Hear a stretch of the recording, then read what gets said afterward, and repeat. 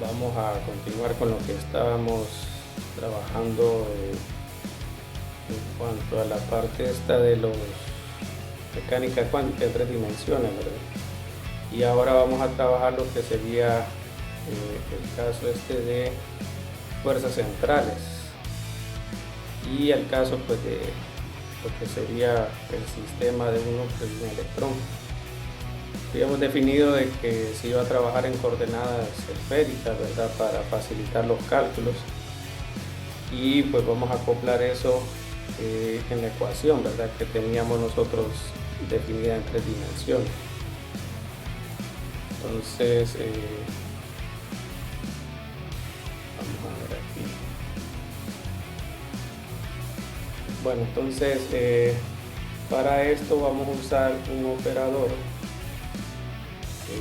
que bueno, trabaje con las coordenadas esféricas, ¿verdad? Por ejemplo, nosotros hablábamos del laplaciano, que era pues la segunda derivada parcial con respecto a x, la segunda derivada con respecto a y cuadrado y la de z, ¿verdad? Y es un operador porque trabaja como la derivada, ¿verdad? Hasta que entra una función, entonces aplica la derivada y genera lo que es un vector. Si solo fuera el gradiente. Pero aquí esto es una escalar, ¿no? Entonces el equivalente de este en coordenadas esféricas, le voy a colocar ahorita, sería la parcial cuadrado con respecto a r más, porque aquí le están agregando otro término, más 2 la parcial 2 sobre r, la parcial de r, más 1 sobre r cuadrado, la parcial con respecto a θ cuadrado, más 1 sobre r cuadrado, seno cuadrado del ángulo, y la parcial de este con respecto a phi. Y ahí tienen cotangente, voy a poner aquí cotangente de θ con respecto a r cuadrado y la parcial con respecto a θ. Entonces toda esta ecuación se va a sustituir entonces en la ecuación que teníamos en 3D, ¿verdad? Entonces nos quedaría una expresión similar como esta, miren, la derivada de este con respecto a r cuadrado más 2 sobre r, solo estamos agregando la función de onda que ustedes notan, ¿verdad? Entonces tendríamos este más 1 sobre r cuadrado, la parcial de este con respecto a θ cuadrado, aquí sería la segunda derivada, aquí sería 1 sobre r cuadrado, seno cuadrado del ángulo, segunda derivada con respecto a aquí, y el cotangente de θ, r cuadrado, la parcial con respecto a θ de la función, y aquí pues ya agregamos los otros términos, ¿verdad? Entonces quedaría aquí E menos el potencial por la función de onda igual a 0. Entonces, bueno, aquí vamos a trabajar similar en el anterior, lo que es la parte de separación de variables.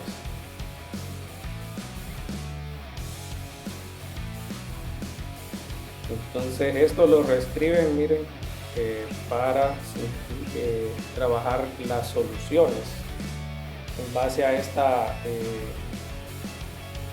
condición que vamos a aplicar, ¿verdad? Que sería lo de definir la función de onda en términos de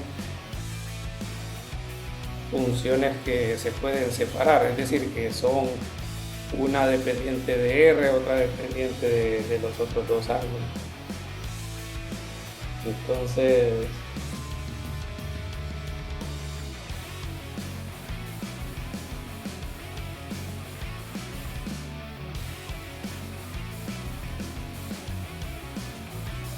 bueno, aquí lo reescriben de esta manera, miren, para trabajar esta parte de la separación de variables que vamos a replicar. Entonces aquí sería esta expresión, miren. O sea, lo de arriba es lo más desarrollado, ¿verdad? Este es un poco más sintetizado y va a servir entonces para trabajar algunas simplificaciones que no van a ser necesarias en este caso para resolver esto.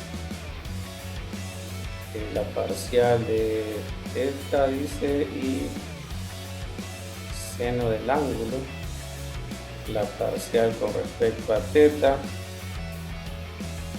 y de ahí más 1 sobre r cuadrado seno cuadrado del ángulo, la parcial de este con respecto a phi y los últimos términos, ¿verdad? Entonces 2m h barra cuadrado por e menos 1. Ok, entonces bueno, aquí lo que mencionan con la parte de el movimiento que tendría el electrón es que pues el giro, ¿verdad? Normalmente se puede trabajar con lo que es el concepto del momento angular. Entonces el momento angular se define de esta manera, miren, como el vector posición, producto cruz, el momento.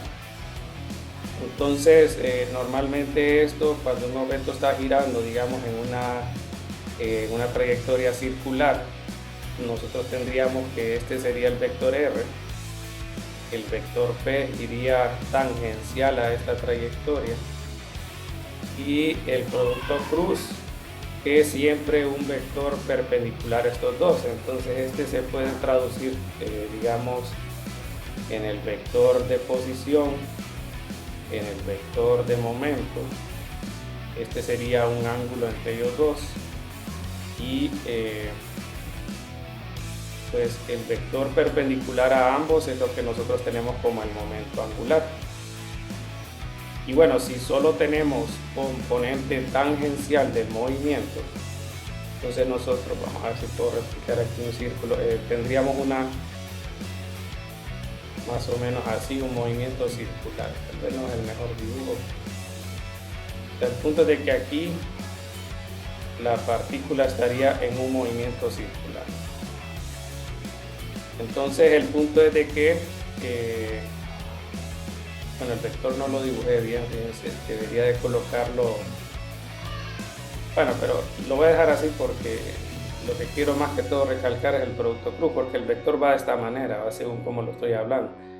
Pero también puede ser de esa forma, si digamos la partícula está aquí y el momento es tangencial de esta manera.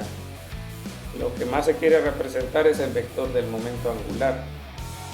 Entonces si no hay un torque neto aplicado al sistema, entonces vamos a tener de que el momento angular se va a conservar.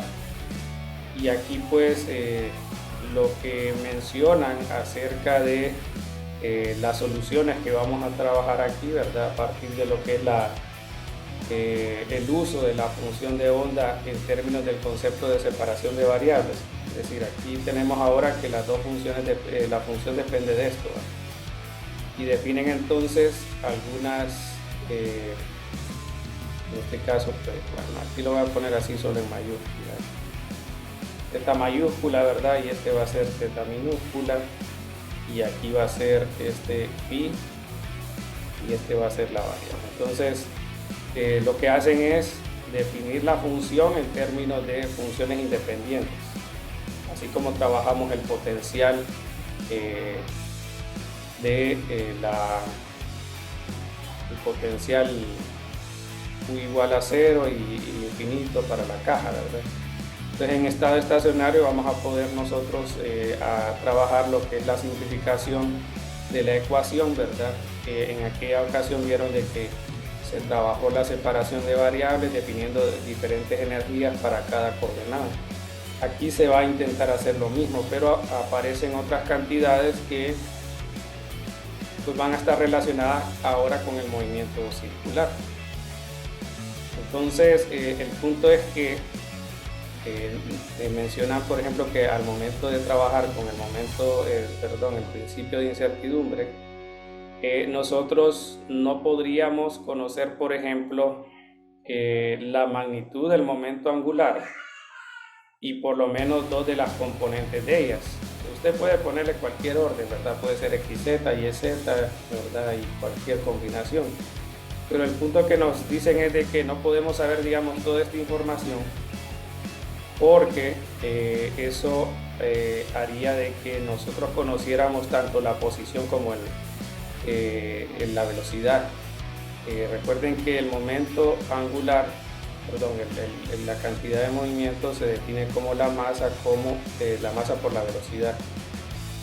Entonces usted estaría conociendo tanto R como V. Y bueno, eso no es posible, ¿verdad? Hacerlo a escala atómica, ¿verdad? Y por eso nos mencionan de que no es posible conocer, por ejemplo, esta configuración, digamos, la energía que lleva el electrón, el momento angular que está aplicado sobre él y dos componentes de él. Pero sí podríamos, por ejemplo, sin violar el principio de incertidumbre, conocer cualquiera, solamente una de las componentes y la energía. Y por convención usan el LZ, es decir, en realidad ahí puede ser LX, LY, pero creo yo tal vez que es por cuestión de convención, simplificación, para que todos hablen de la misma manera, esa parte, ¿verdad?, de definir el LZ. Entonces ya les voy a mostrar aquí. En el libro aparece una imagen que representa más o menos la idea de lo que estoy tratando de comentarles. Y es que estas son representativas, ¿verdad? Porque en realidad usted no puede saber la dirección de L. Porque si no estaría pues diciendo de que conoce las componentes de los demás momentos angulares. Pero es una representación, es decir que en este caso nosotros tendríamos diferentes opciones de posición, ¿verdad? Pero no es posible conocer todas las componentes del momento angular. Solamente entonces a lo más lo que es la magnitud del mismo y una de ellas, y la energía. Bueno, aquí los números que ustedes miran ahí va a salir, esa se conoce como discretización del espacio, ¿verdad? Pero aparece ya al aplicar esta separación de variables o estas funciones independientes a la ecuación que está aquí arriba. Entonces se trabaja la idea de los estados estacionarios y en base a eso entonces se buscan constantes y de ahí viene la asociación física de esas constantes con lo que estamos hablando aquí. Entonces, bueno, aquí sería de sustituir esto en la parte que está aquí, ¿verdad? Sustituir todo en lo que está acá de esta ecuación, ¿verdad? Para poder trabajar esa separación de variables. Entonces, lo vamos a hacer aquí. Entonces, bueno, imagínense que usted viene y, por ejemplo, aquí arriba tiene la parcial de la función de onda con respecto a R. Entonces, por ejemplo, usted tendría la función de onda con respecto a R y ahora está diciendo de que pues es el producto de todas estas funciones, ¿verdad? Pero como la única que depende de R es pues la R misma, a mayúscula, entonces ustedes tendrían aquí pues θ por esta función, ¿verdad? Perdón, aquí sería ya la derivada de R con respecto a R, porque pues la función depende de ella, ¿verdad? Y de esa manera trabajamos las demás. Si ustedes notan, aquí hay otra que dice con respecto a θ y otra que dice con respecto a phi. Entonces esas serían la idea, ¿verdad? Entonces se trabaja igual. No lo voy a hacer, solo lo voy a replicar aquí, miren. Entonces ya sabemos de que del primer término sale lo que es θ y phi y queda este término, ¿verdad? Entonces tendríamos θ mayúscula y phi mayúscula sobre r cuadrado pero ahora sería la derivada con respecto a r, porque ya la función solo depende de eso, y aquí sería entonces r cuadrado por esto. De ahí entonces vamos con el otro término. Entonces aquí tenemos phi, ¿verdad? Y phi con respecto a teta, entonces solo queda teta como anclada la derivada. Queda entonces 1 sobre r cuadrado, salen las otras funciones y la derivada con respecto a teta. Aquí sería más r y phi, ¿verdad? R y phi, y tenemos entonces r cuadrado, seno de teta, la derivada con respecto a teta, de seno de teta, por d teta sobre d teta, solo que una es mayúscula, la de arriba. Y así, ¿verdad? Vamos ahora con el otro, entonces tendríamos más 1 sobre r cuadrado seno cuadrado, pero como es con respecto a phi, entonces sale la r y teta, ¿verdad? Sí, creo que es r y teta, entonces aquí sería r y teta, r cuadrado seno cuadrado, por la segunda derivada de phi es aquí, ¿verdad? Entonces, y de ahí quedaría el término que está acá, el 2m sobre h barra cuadrado. El 2m sobre h barra cuadrado, menos el potencial, y aquí irían las tres funciones igualado a 0. Bueno, entonces lo de la separación de variables se caracteriza después de esto de dividir por la función, ¿verdad? Propuesta. Entonces lo que hacen es dividir por r, teta y phi para que quede solo en términos de solo de esa variable, ¿verdad? R o teta y así, ¿verdad? Entonces nos quedaría aquí, vamos a ver, un r dividiendo, ¿verdad? Aquí sería, por ejemplo, 1 sobre r cuadrado, la derivada con respecto a r de r a la 2 de r sobre este, ¿verdad? Entonces de ahí sería más 1 sobre teta, ¿verdad? R cuadrado seno de teta, y de ahí quedaría entonces la derivada de todo lo demás.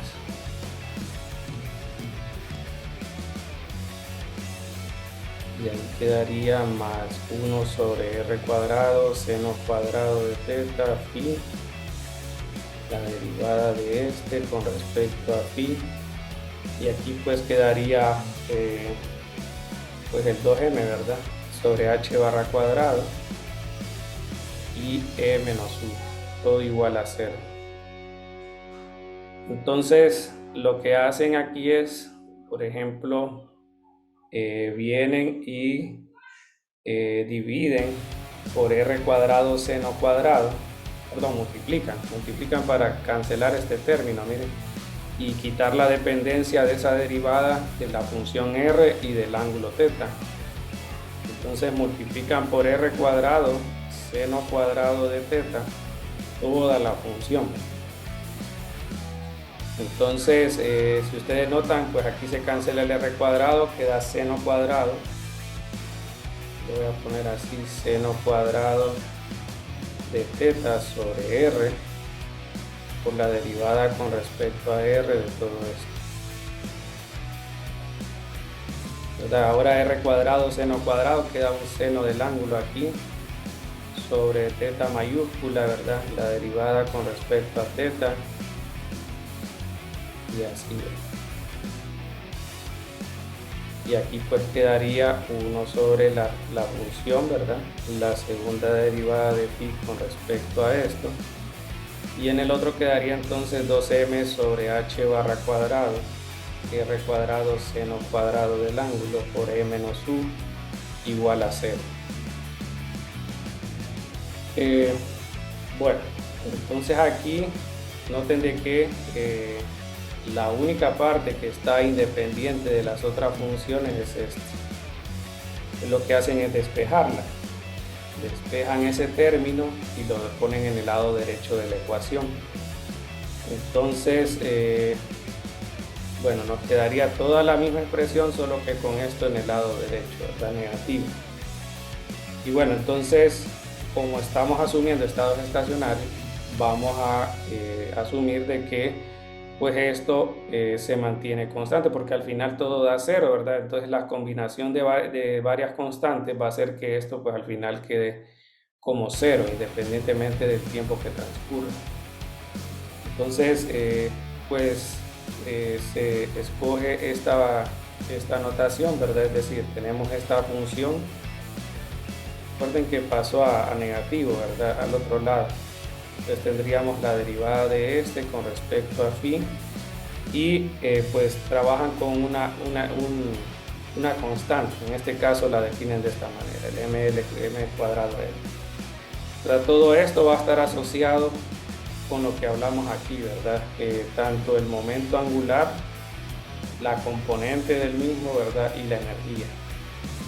Entonces van a ver de que, por ejemplo, si recuerdo bien, este m sub L está asociado con la componente y de ahí la magnitud está asociada con lo que es la parte azimutal, que es el ángulo que se abre con respecto al eje Z, y de ahí la radial está asociada con la energía. Entonces con esta ecuación, miren, ya tenemos nuestra primera separación. Ya todo esto equivale a m sub L cuadrado. Entonces eso lo podemos sustituir y pues ya nos quedaría todo lo demás en función de θ y de r. Entonces vamos a hacer esa sustitución. Quedaría seno cuadrado de θ sobre r, la derivada con respecto a r, todo lo demás. Ahí no va a cambiar mucho por los momentos. Entonces aquí tienes seno del ángulo sobre θ,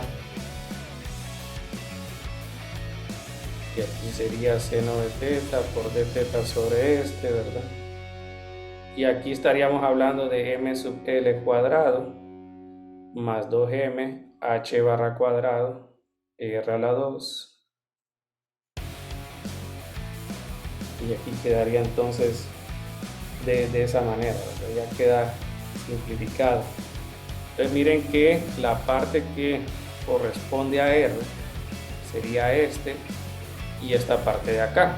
Miren que eso solo tiene R y seno cuadrado, pero ambos tienen seno cuadrado. Entonces usted divide por seno cuadrado toda la ecuación. Entonces si dividimos todo por seno cuadrado del ángulo, vamos a poder eliminar para la variable r esa dependencia. Entonces, pues ahí ya vamos a hacer la separación de r y de la otra variable. Entonces sería 1 sobre r, la derivada de esto, r cuadrado de r sobre r, ¿verdad? Aquí quedaría, estoy bien, θ seno de θ, ¿verdad? Sería seno de θ, d de θ mayúscula con el de minúscula, más m sub L cuadrado sobre seno cuadrado del ángulo, y de ahí tendríamos, aquí se cancela este y quedaría 2m r cuadrado sobre h barra cuadrado por e menos u igual a 0. Entonces bueno, ahí ya tenemos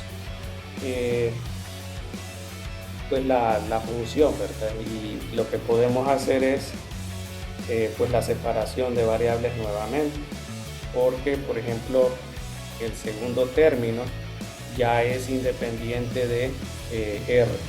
Entonces eso, según lo que hicimos en el anterior, puede hacer la misma simplificación. Entonces pues esa parte es lo que se trabajaría. Bueno, aquí solo noten de que estoy poniendo mal el signo porque aquí está más, ¿verdad? Pero por definición es el negativo de toda esta expresión, pero en la simplificación que tenemos de las sustituciones sale un más. Entonces en realidad aquí yo debo de colocar menos m sub L. Y aquí entonces sería también menos. Y vamos a hacer la separación, vamos a dejar R en una sola, el lado izquierdo por ejemplo. Entonces quedaría esto, r cuadrado de r. Y esto pasaría al otro lado, esto también. Entonces aquí solo nos queda 2mr cuadrado sobre h barra por e menos u. Aquí quedaría m cuadrado l sobre seno cuadrado del ángulo. Y en el otro quedaría menos 1 sobre teta seno de teta, el diferencial con respecto a esto, de seno de teta y x. Entonces vamos a lo mismo, ¿verdad? Vamos a escoger otra variable, otra constante, ¿verdad? Para que se mantenga al final todo esto como 0, ¿verdad? Entonces escogen el término L por L más 1. Como les digo, eso va a estar asociado a lo que es tanto la magnitud del momento angular como las componentes y la energía. Entonces lo que dicen es que, bueno, vamos a asumir que la constante que estábamos hablando es equivalente a esto, ¿verdad? Entonces todo esto es equivalente a L por L más 1. Y ya de esa forma nos quedan las tres ecuaciones separadas. Entonces quedaría el resumen de esta manera. Miren. Entonces tendríamos la primera, que es la que está con la parte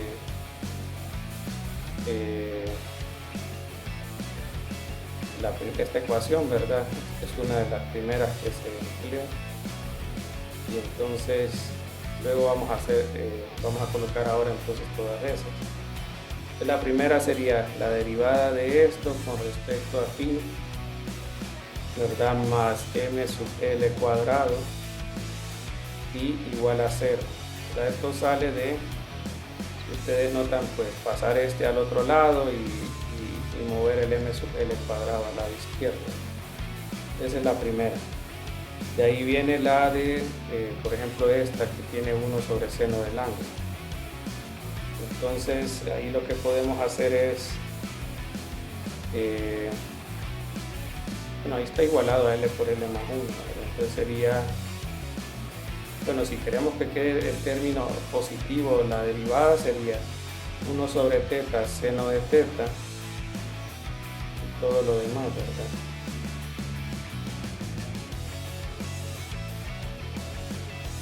Este pasaría al otro lado y este m sub l, recuerden que este es el lado izquierdo, aunque se mire en el lado derecho, ¿verdad? Entonces es ll más 1 menos m sub l cuadrado y lo demás. Entonces aquí sería l por l más 1 menos m sub l cuadrado sobre seno cuadrado del ángulo igual a 0, ¿verdad? Y si nosotros multiplicamos toda la función por teta, entonces nos va a quedar que esta expresión va a quedar todo este coeficiente, todos estos serían, bueno, esa es una función, la de abajo, pero todo esto son coeficientes igual a 0 y tendríamos que eliminar este de aquí. Entonces ya nos está quedando las ecuaciones separadas, ¿verdad? Y pues en el caso de R sería todo eso. Aquí sí es el lado derecho, LL más 1. Sería 1 sobre R y así. Aquí sería R cuadrado R sobre R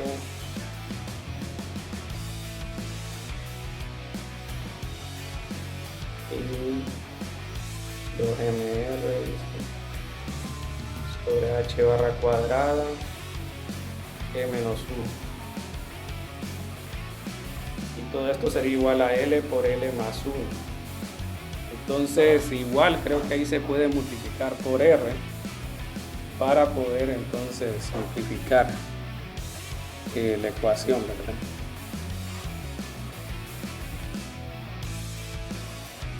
Bueno, ya lo voy a colocar por ahí.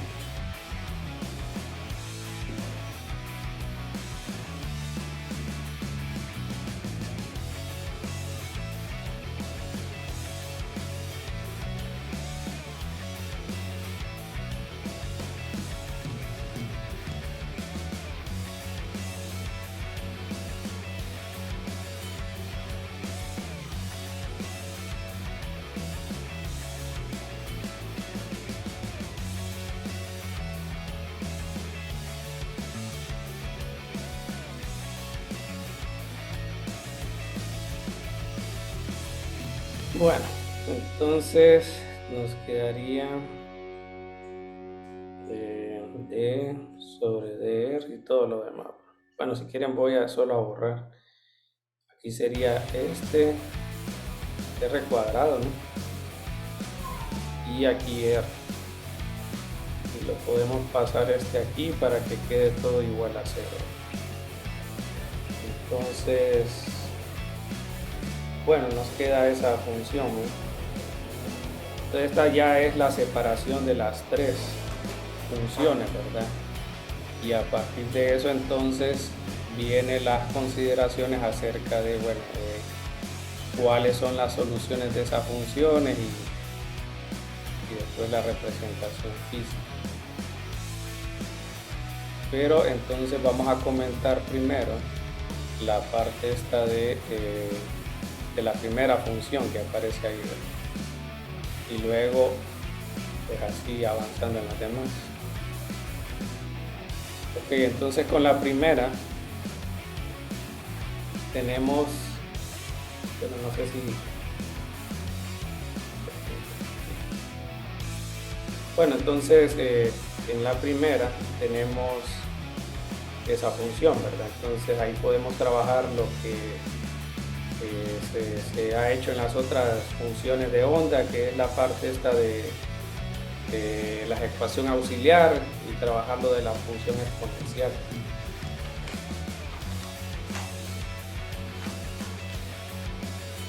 Entonces aquí vamos a tener que pues como la función es, aquí sería de la forma e a la x, mx les decía, ¿verdad? Entonces y' sería m e a la mx y y' sería m cuadrado e a la mx. Entonces sustituyendo esto me queda m cuadrado e a la mx más m sub l cuadrado. Entonces me queda m cuadrado más m sub l cuadrado igual a 0. O m igual a más menos m sub li. Y la forma es la exponencial, ¿va? Entonces estamos diciendo de que este es de la forma una constante, ¿verdad? Por lo que sería más menos m sub li, ¿verdad? Entonces ese sería ahí la variable, que en este caso recuerden que este está asociado con phi. Entonces tenemos dos opciones, el más y el menos, ¿verdad? Y pues hay una condición que debe de cumplir esta función. Y por ejemplo es la de, o sea, lo mismo que trabajamos con las otras, ¿verdad? Que debe tener continuidad, o sea que sí, por ejemplo en el ejemplo que hicimos aquella vez, trabajamos de que la función de onda sea igual para x menor que 0 entre 0 y l evaluado en x igual a 0, ¿verdad? En la frontera. Y aquí entonces el ángulo phi es el que, bueno, aquí está un poquito diferente la notación con lo que está en el libro de Servo, ¿verdad? En este caso phi es el que se extiende, no está bien, phi es el que se extiende de 0 a 2pi, ¿verdad? Y θ es el que está de 0 a pi. Entonces tenemos que tener, tiene que tener esta función la continuidad. Entonces tanto en 0 como en 2pi la función debe converger el mismo número, ¿verdad? Entonces tiene que cumplir que este en 0 sea lo mismo que este en 2pi, ¿verdad? Entonces para que ocurra eso, entonces la condición es, si ustedes notan este m sub l quedaría, por ejemplo, si lo evaluamos en 0 es 1, ¿verdad? Y si lo evaluamos en 2pi, pues aquí queda, sería 2mli, da 2mli, entonces aquí sería, por ejemplo, a voy a escribir así, miren, usando la función de Euler sería coseno de m sub l pi más i seno de m sub l pi. Eso en general, ¿verdad? Evaluado en 0 me quedaría entonces a coseno de 1, solo a, ¿verdad? Y entonces usando el otro sería a coseno no sería la misma expresión, solo que con 2pi.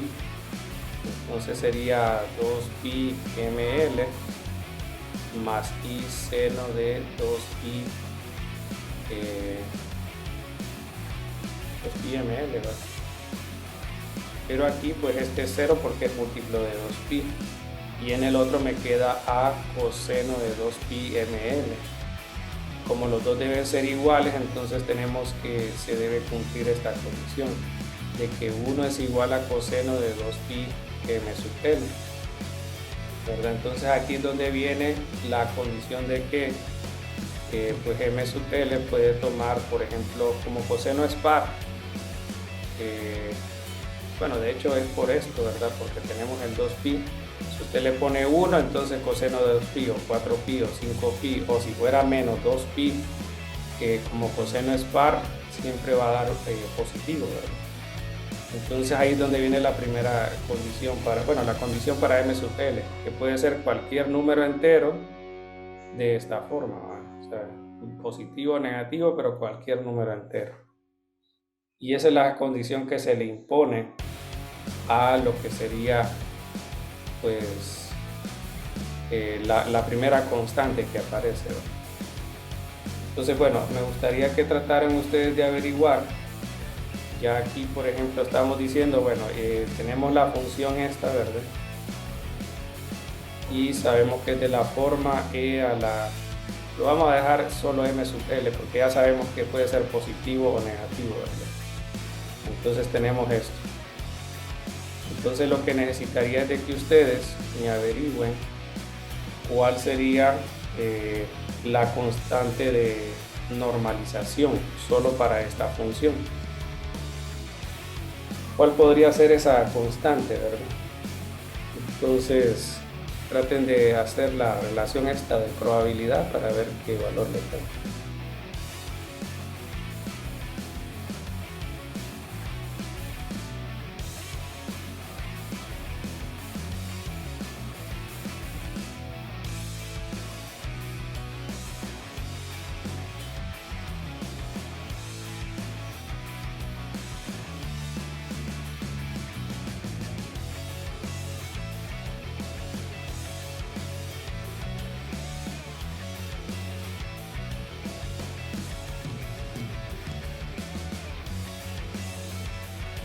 Bueno, entonces si quieren esa practíquenla y lo vemos entonces la otra semana.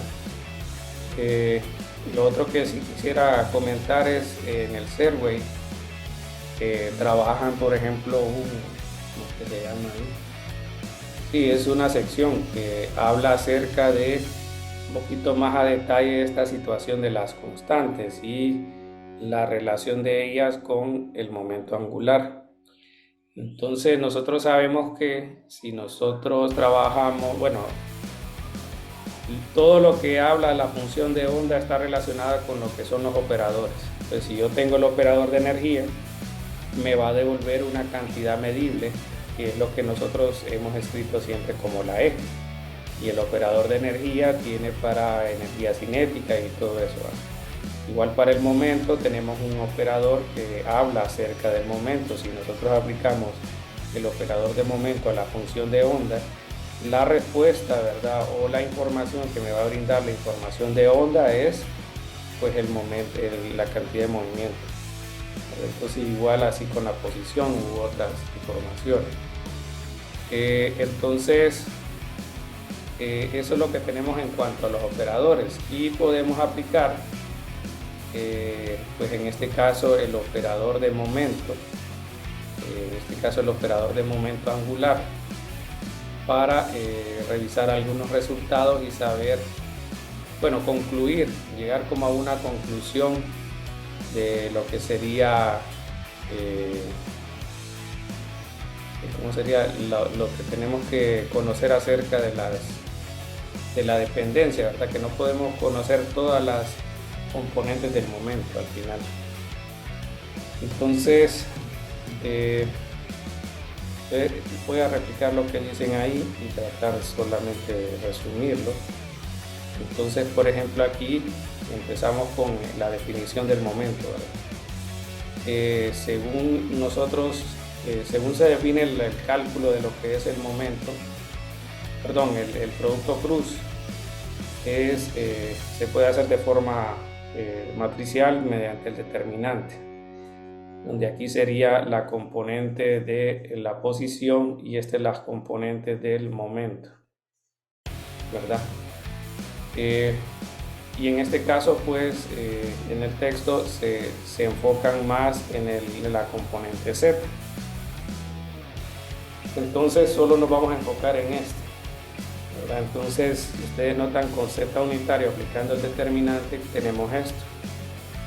Entonces nos queda lo que sería Rx, ¿verdad? Por PY menos RY por PX. Y esa sería la componente, ¿verdad? Ahora, si vamos en la misma idea de la cuestión esta de los operadores, entonces, ¿cómo podríamos definir el momento angular o de la componente Z? Entonces lo hacen de esta manera, le ponen así para hablar de que están indicando de que es un operador. Entonces aquí tendrían aquí solo sería la componente, la mera componente, por eso lo ponen así sin el Z. Entonces sería el operador de posición, el operador de momento en Y, el operador de posición y el operador de el momento. Entonces, para el operador de posición tenemos que es la misma variable, ¿verdad? Y para el de momento tenemos que es la parcial o sea, sería h barra sobre i por la parcial de la coordenada, ¿verdad? Entonces aquí sería, por ejemplo, x por h barra sobre i, la parcial con respecto a y, menos y por la h barra i, la parcial con respecto a x. Y esto lo simplifican, lo ponen como h barra sobre i, x la parcial de y menos y la parcial de x, ¿verdad? Entonces esto es el operador de la componente Z. Y con las relaciones que tenemos nosotros de lo que es las coordenadas esféricas, hacen entonces con el uso de la regla de la cadena una simplificación de algunas derivadas. Ahí están los resultados, ¿verdad? Pero yo voy a colocar al final el resultado ¿verdad? Entonces, por ejemplo, tenemos que para Lx, Ly y Lz quedan las siguientes simplificaciones. Ahí lo pueden ver en el texto, ¿verdad? Hacen las derivadas para que quede en lugar de en coordenadas cartesianas, de que queden coordenadas esféricas. Entonces, por ejemplo, para Lx mencionan que es IH barra, bueno, aquí lo voy a poner entre paréntesis, ahora sería seno de phi, dice la parcial con respecto a θ, más cotangente, dice coseno y la parcial con respecto a phi. Y ahí ponen que la componente y sería menos IH barra coseno de phi, la parcial con respecto a θ, menos cotangente seno, la parcial con respecto a phi. Y bueno, y la otra que es la de z, en coordenadas esféricas, queda como menos IH barra con respecto a esto. Ok, entonces aquí viene la parte de el uso de los operadores, ¿verdad? Y cómo viene a darnos la idea de esto de las componentes. Entonces, por ejemplo, la función de onda en estado estacionario estamos mencionando que se puede reescribir en términos de estas dos funciones, donde R en este caso es la función que hablábamos ahí arriba, la que empezamos con la separación de variables, ¿verdad? El R, θ y phi, y tenemos la del espacio temporal. Entonces, bajo el operador, en este este caso el operador LZ, entonces usted tendría el operador LZ aquí, lo aplica en la función de onda y lo que va a obtener entonces es la medición de esa componente. Esa es como la idea principal de los operadores, ¿verdad? En la función de onda. Entonces usted ya sabe que el operador con respecto a Z del momento sería entonces menos IH barra, y le quedaría aquí la parcial de esto con respecto a phi, y aquí le quedaría entonces LZ sobre phi. Y esa sería entonces la ecuación, ¿va? Entonces de ahí le mencionan bueno, hacen lo mismo para la componente X, ¿verdad? Entonces para la componente X vienen y usan, por ejemplo, sería la misma idea aquí, miren, por ejemplo, LX, el operador, ¿verdad? Queda LX y el sí. Entonces para LX tenemos todo eso, ¿verdad? El IH barra y todo lo demás. Entonces nos queda IH barra y seno de phi, la parcial de esto con respecto a teta, y la otra sería cotangente coseno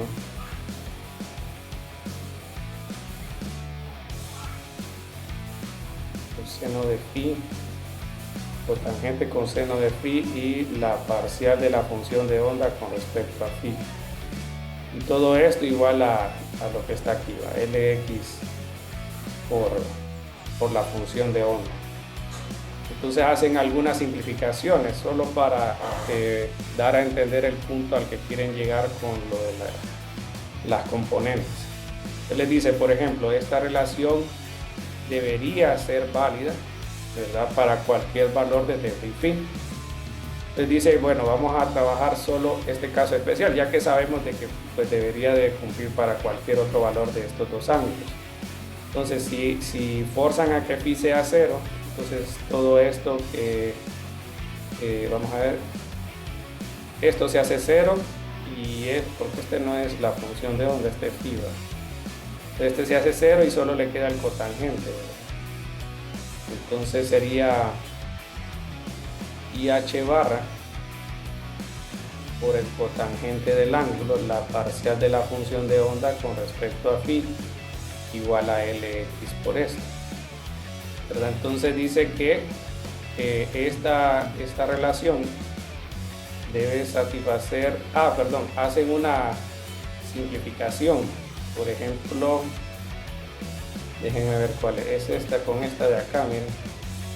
Por ejemplo, tenemos que menos IH barra, la parcial de esto es LZ con esto. Lo único que le falta, tenemos este término, miren, tenemos este término.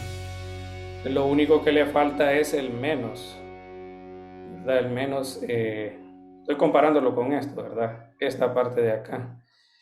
Entonces lo que cambia es que ahora sería menos LZ por la función de onda, ¿verdad? Menos LZ cotangente, perdón.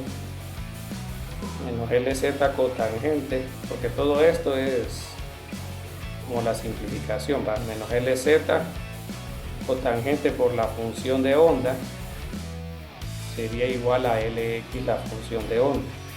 Entonces hacen una pues análisis en cuanto a cuándo podría ser esto igual. Pues miren que el cotangente va a variar de 0 a 2pi, y el otro lado no es una función trigonométrica, entonces es bien difícil que las dos lleguen a ser el mismo valor debido a esa función. Entonces, la única conclusión que hacen es, bueno, o LZ y LX, o sea, que para que esto sea cierto, para que se cumpla la igualdad, entonces se concluye que o LX y LZ deben ser iguales, o que la función de onda debe ser igual a 0, ¿verdad? Entonces ya eso nos da la pauta de que pues no es cualquier valor arbitrario que pueden tomar primero, ¿verdad? Y que la única manera es que todas las componentes sean 0. Ahí viene entonces el análisis o la razón por la cual entonces tenemos que el M sub L va a estar asociado entonces al número cuántico perdón, si el M sub L va a estar asociado a lo que es la componente Z del momento angular. En realidad puede ser cualquiera, ¿verdad? Pero el resumen es de que no podemos conocer todas las componentes a la vez, porque la función de onda entonces tiene este comportamiento. Bueno, entonces eso sería